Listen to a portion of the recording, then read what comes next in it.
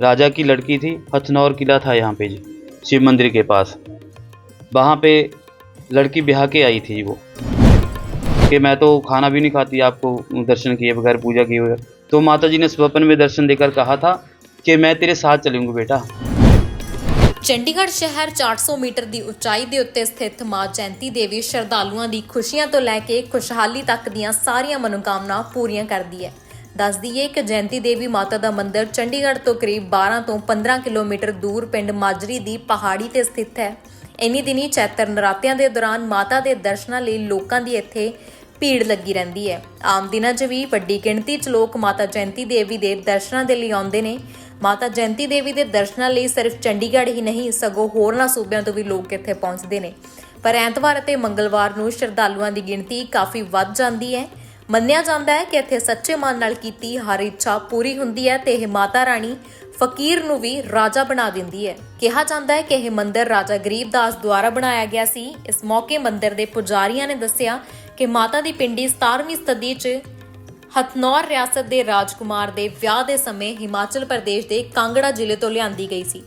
ਹਥਨੌਰ ਦੇ ਰਾਜਕੁਮਾਰ ਦਾ ਵਿਆਹ ਕਾਂਗੜਾ ਦੀ ਰਾਜਕੁਮਾਰੀ ਦੇ ਨਾਲ ਹੋਇਆ ਸੀ। ਵਿਆਹ ਤੋਂ ਬਾਅਦ ਰਿਆਸਤ ਦੀ ਹਥਨੌਰ ਨਦੀ ਦੇ ਕੰਢੇ ਪਿੰਡੀ ਵਸਾਇਆ ਗਿਆ ਤੇ ਰਾਜਕੁਮਾਰੀ ਦੀ ਮੌਤ ਤੋਂ ਬਾਅਦ ਦੇਵੀ ਦੀ ਪੂਜਾ ਵੀ ਬੰਦ ਹੋ ਗਈ ਅਤੇ ਉਸ ਸਮੇਂ ਦੇ ਡਾਕੂ ਗਰੀਬਦਾਸ ਨੇ ਇਹ ਪੂਜਾ ਫਿਰ ਤੋਂ ਸ਼ੁਰੂ ਕਰ ਦਿੱਤੀ ਤੇ ਪੂਜਾ ਦੌਰਾਨ ਡਾਕੂ ਗਰੀਬਦਾਸ ਨੇ ਪਿੰਡੀ ਨੂੰ ਨਦੀ ਦੇ ਕੰਢੇ ਤੋਂ ਚੁੱਕ ਕੇ ਸ਼ਿਵਾਲਿਕ ਪਹਾੜੀ ਤੇ ਸਥਾਪਿਤ ਕਰ ਦਿੱਤਾ ਤੇ ਇਹ ਡਾਕੂ ਗਰੀਬਦਾਸ ਫਿਰ ਜਦੋਂ ਰਾਜਾ ਬਣਿਆ ਤਾਂ ਇਸਨੇ ਸ਼ਿਵਾਲਿਕ ਪਹਾੜੀ ਦੇ ਹੇਠਾਂ ਮਾਜਰੀ ਪਿੰਡ ਵਸਾਇਆ ਅਤੇ ਅੱਜ ਇਸ ਮੰਦਿਰ ਦਾ ਨਾਮ ਜੈਂਤੀ ਮਾਜਰੀ ਹੈ, ਜਿੱਥੇ ਚੰਡੀਗੜ੍ਹ ਤੋਂ ਇਲਾਵਾ ਵੱਖ-ਵੱਖ ਸੂਬਿਆਂ ਤੋਂ ਸ਼ਰਧਾਲੂ ਆਪਣੀ ਮਨੋਕਾਮਨਾਵਾਂ ਪੂਰੀਆਂ ਕਰਨ ਦੇ ਲਈ ਆਉਂਦੇ ਨੇ।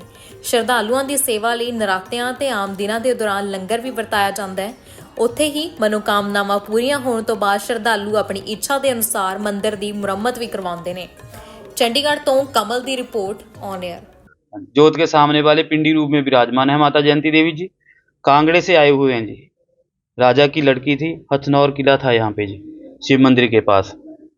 वहाँ पे लड़की ब्याह के आई थी वो कांगड़े से। माता जी की आराधना बहुत करती थी। चलो जी, छोटी होती ही आराधना करती थी। माता जी की पिंडी मिली थी उसे। फिर स्वप्न में माता जी ने दर्शन दिए कि मैं तेरे साथ चलूँगी। तो ऐसा हुआ जी। वो खान पान भी बाद में करती थी जी।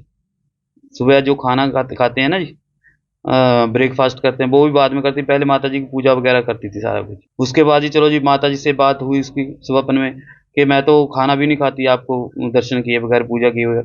तो माता जी ने स्वप्न में दर्शन देकर कहा था कि मैं तेरे साथ चलूँगी बेटा। ठीक है जी। फिर उसका शादी का समय हो गया जी, बड़ी होगी वो।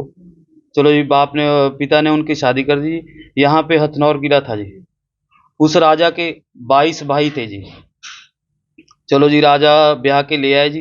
जब डोली उठने लगी जी, डोली नहीं उठती अब, क्योंकि माता जी ने वादा कर रखा था कि मैं जाऊंगी। फिर लड़की को याद आया कि स्वप्न में मुझे दर्शन दिए थे माता जी ने, वे बोला था कि मैं तेरे साथ चलूंगी। उन्होंने अपने पिता से कहा।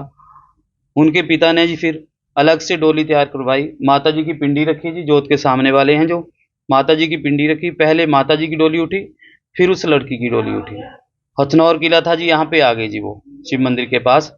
यहाँ पे आके उन्होंने माता जी की स्थापना यहाँ ऊंची पहाड़ी पे कर दी जी। वो लड़की वहाँ पे रहने लगी। वहीं से आके माता जी की पूजा पाठ यहाँ पे करती थी। फिर जलपान करती थी कुछ भी वो। समय बीतता गया जी। लड़की का देहांत हो गया जी। पहले औरंगजेब का राज्य था जी दिल्ली में। वहाँ पे कर जमा करवाने जाते थे जी। जो भी राजा था वो कर जमा करवाने जाता था जी। यहाँ से राजा ने वजीर को भेजा जी अपने के कर जमा करा के आओ। चलो दिल्ली चला गया जी वो। जहाँ जो भी वहाँ की मुद्रा थी ना, जैसी भी थी, वो लेके दिल्ली चला गया जी। दिल्ली जाके उसने पैसे इधर उधर खर्च कर दिए जी। राजा के पास गया, औरंगजेब के पास गया। उसने जेल में बंद कर दिया कि कर तू जमा नहीं करा रहा पूरा। तो उसने जेल में बंद कर दिया जी उसे।